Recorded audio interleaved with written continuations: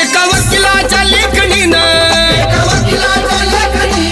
त्याच्या कायद्याच्या आखणीनं आमच्या हक्काचं लेखन व माय मग कुणी नाही केलं भलं व माय अग दिल्लीचं दालन फुलं व माय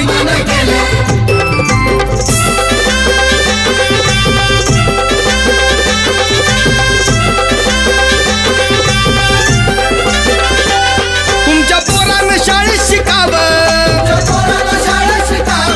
आशाला जारीला मुकावं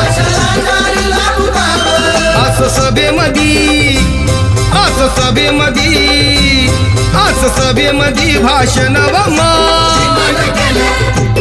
मग कुणी नाही केलं भलं